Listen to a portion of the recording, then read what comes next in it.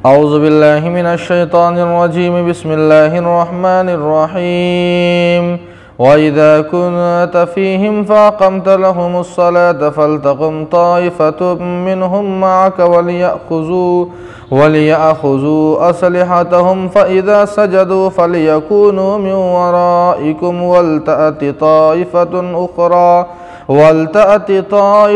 उख़रा lump युसल्लू फ़लयुसल्लू मअक वलियअख़ुज़ू हिज़रहुम वअस्लिहतहुम वद्दल्लज़ीना कफ़रू लौ तग़फ़ुलूना अन अस्लिहतिकुम वअम्तिअतिकुम फ़यमीलूना अलैकुम मैलतन वाहिदा वला जुनाहा अलैकुम इन कान बिकुम अज़ब मिन मतरिन औ कुन्तुम मरदा अन तज़उ अस्लिहतकुम वख़ुज़ू हिज़रकुम इन्नल्लाह अअद्द लिलकाफ़िरीन अज़ाबन मुहीना।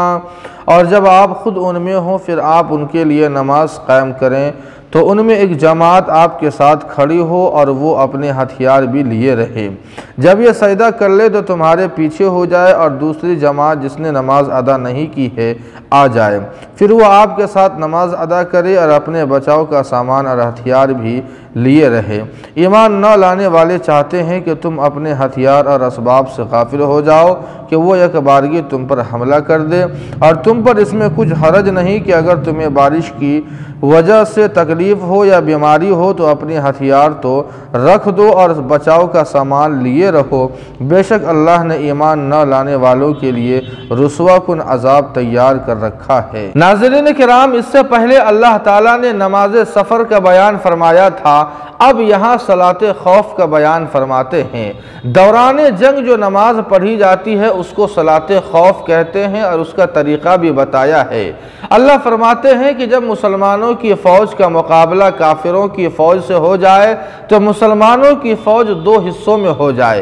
एक हिस्सा इमाम के साथ आकर आधी नमाज पढ़े और उसके बाद दुश्मनों के मुकाबले के लिए चले जाए। उसके बाद दूसरी जमात और दूसरा हिस्सा आए और बकिया जो आधी नमाज है वो इमाम के साथ वो अदा करे।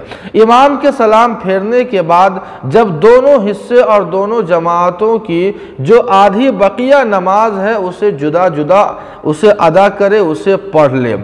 अगर मगरिब की नमाज है तो मगरिब की नमाज में पहली जमात इमाम के साथ 2 रकत पढ़ेगी और दूसरी आने वाली जमात वो 1 रकत पढ़ेगी। दौरान नमाज ये जो आना जाना और आमदो रफ्त का सिलसिला चालू है ये अल्लाह ताला की तरफ से माफ़ है।